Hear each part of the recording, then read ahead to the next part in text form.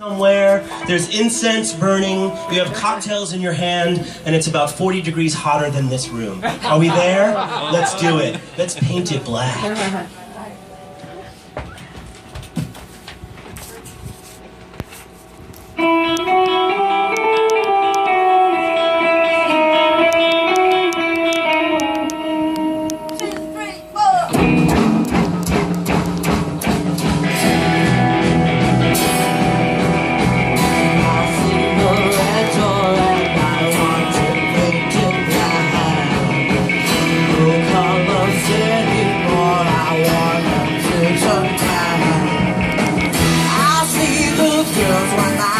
In their summer clothes, I have to turn my head and feel my darkest gold. I see a line of cars and they're all painted black. With flowers in my love, I want them to come back. I see people turn their heads and quickly look away. Just happened to me. I look inside myself and my heart is black. I see my red door and my eyes black. Maybe then I'll fade away and not have to face the fact. Not easy to sit down when the whole world is black.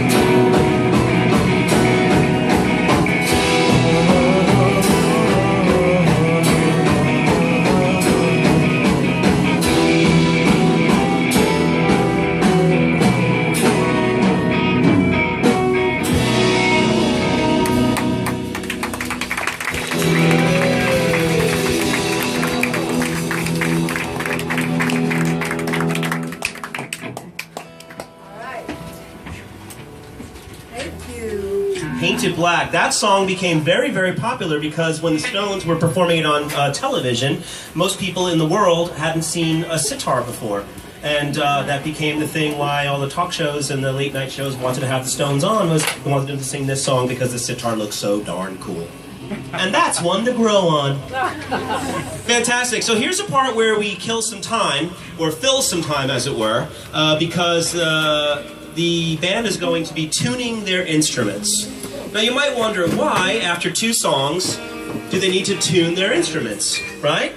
Usually you tune them before the concert, or like when you go to a Broadway musical and you hear the band tuning up. Eliane, why don't you tell us why we're tuning up our instruments for this particular song? Well, because we're professionals.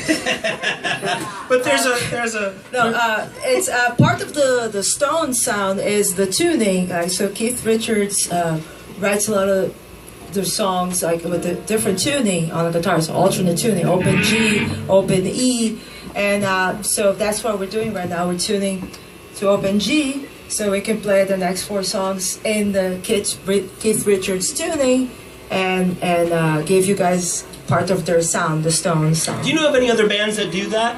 A lot of bands do that. They do. They're not the only ones. They're not the only ones, but they're big on it. So See, I like for this to be a lesson in the art of guitar playing and the magic of music, because not all of us know where this comes from, and some of us might be interested in doing this in the future. And if you are, I encourage you to. it's visit a really these. cool way of playing. Like it gives you a complete different. Like you think you're playing a G, but no, it's an F or So it's kind So of you like, have to think hard. Like kind of it's- like doing yeah, this. it's like it's harder because you gotta rethink your chords and all this. But it's cool. It's fun.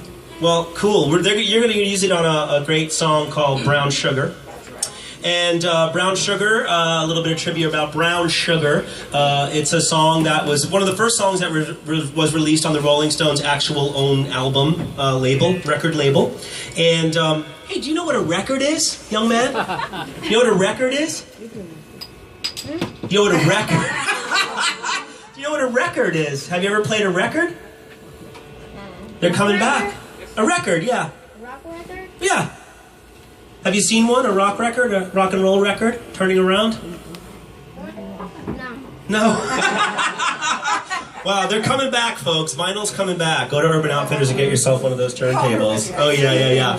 But when this record first came out, it was designed, the packaging was designed by Andy Warhol. And some of you might know this or might not. It was one of the first record albums to come out that had an actual zipper on the cover, which made it very difficult for them to ship it. So it became a very popular album that was traded and sold. Do you know what a zipper is? And another final trivia fact about this song, Brown Sugar, is that the inside of that album cover featured the very first time that we saw the Rolling Stones logo, which was designed by some friend of theirs who was in art school in, I think, Leeds at the time, and who is now a multi-bazillion gazillionaire from drawing some lips and a tongue. So, that being said, let's get some Bubblin' Brown Sugar going here. Bubblin' Brown Sugar!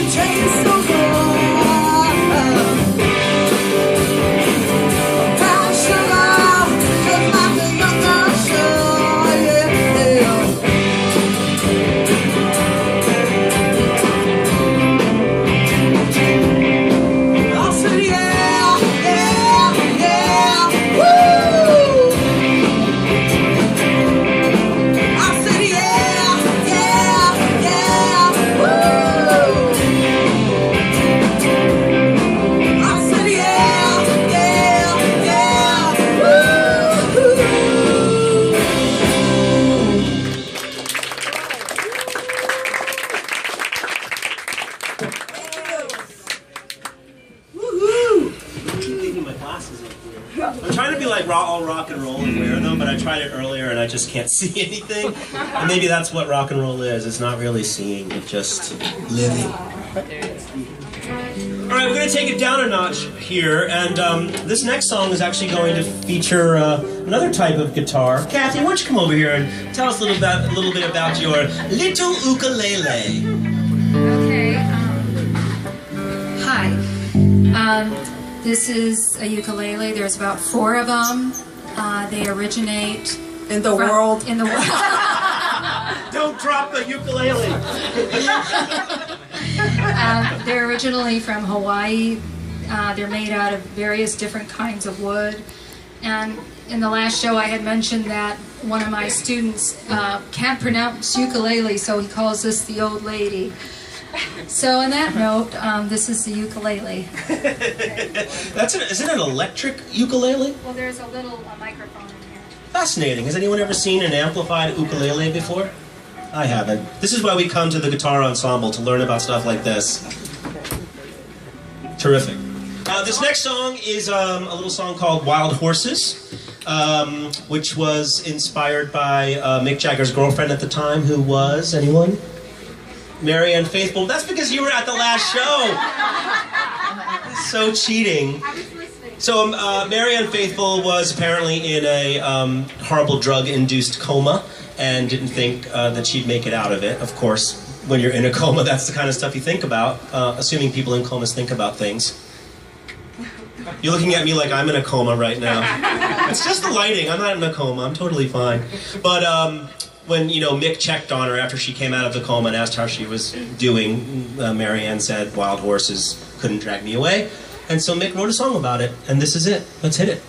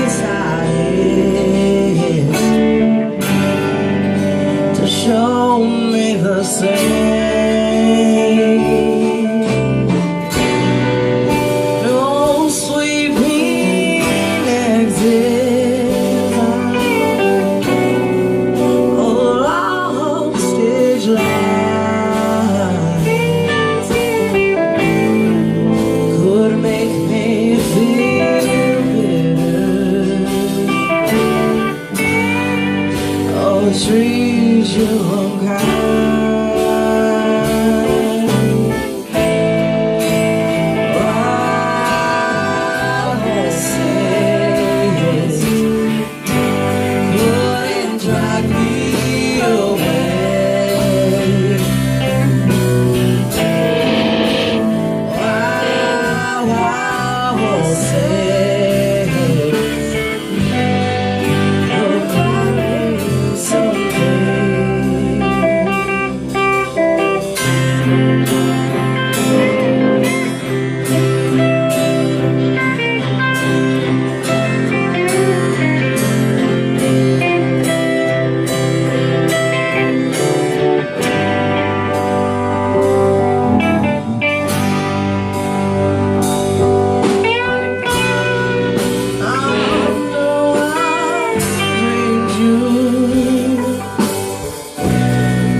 a sin in her life. I'll have my freedom, but I don't have much time. Faith has been broken, tears still cry. Let's do some living after we die.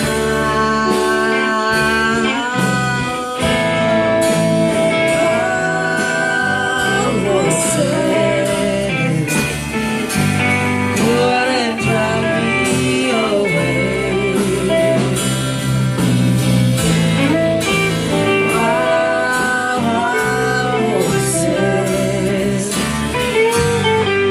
We'll ride them so free.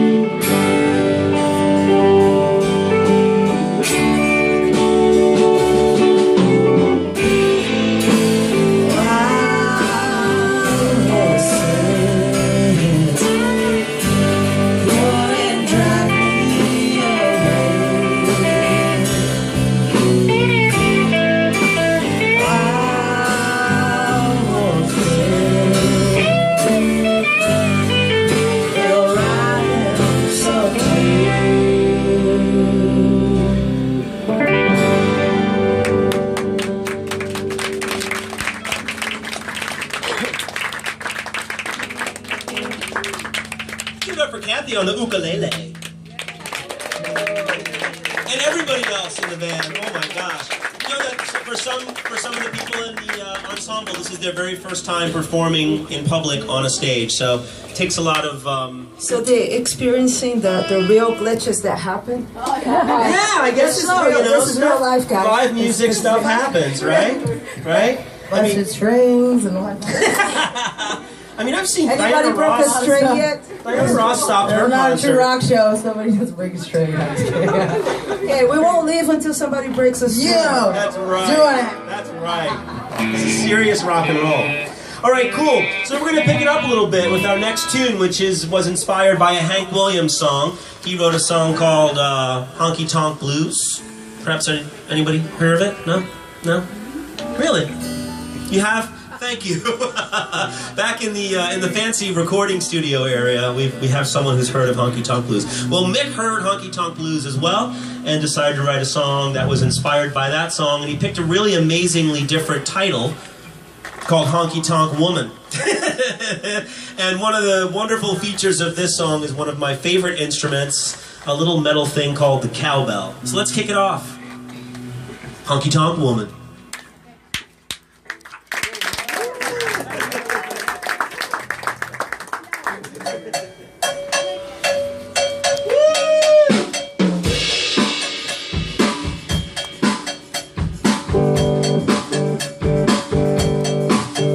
Little gem so ballroom queen.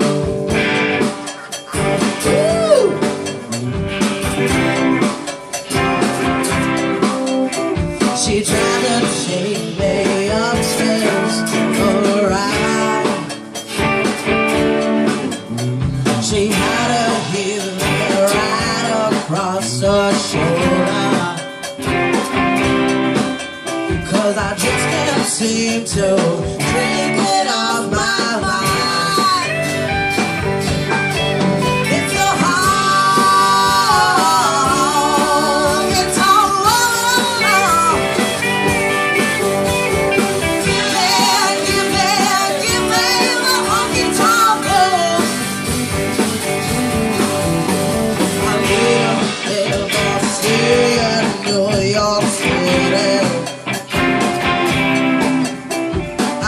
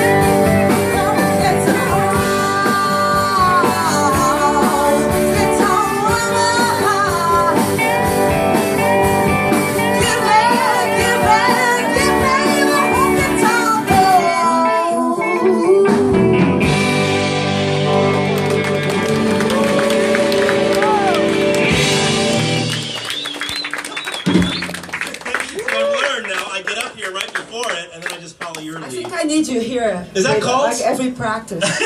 Just to end the songs? Yes. and serve wine. Yes. We talk about Wine Boy, Peter Michael Marino.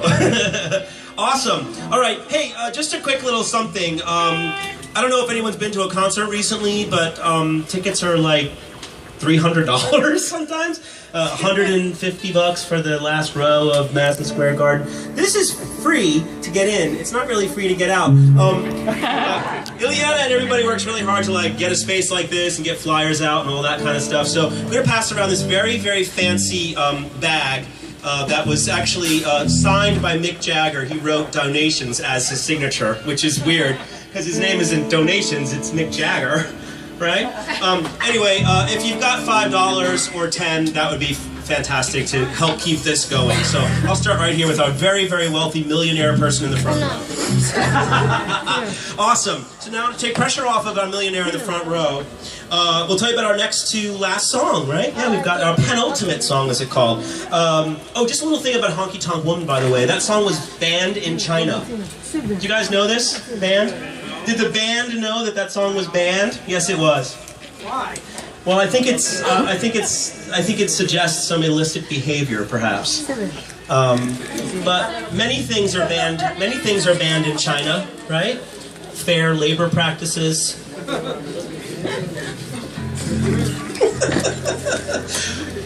Pollution stopping devices. Many things are banned in China. And clearly, me being a host of something is also banned in China. They won't have me. Anyway, our next song came out in 1981. It is not the song that we started with, but it's a good song to sort of come close to an end with. It's the song that spent the most time on the US top 10, top 40 Billboard charts, which is impressive, and it took them 38 takes to get it right. The Ileana Delage Guitar Ensemble is going to get it right. 2 takes. You guys got it in 2 takes, and this is going to be like the defining take, right? Yeah. So, we just learned it before the... I'm so sure. Before we go any further, let's just go back to the beginning and start me up!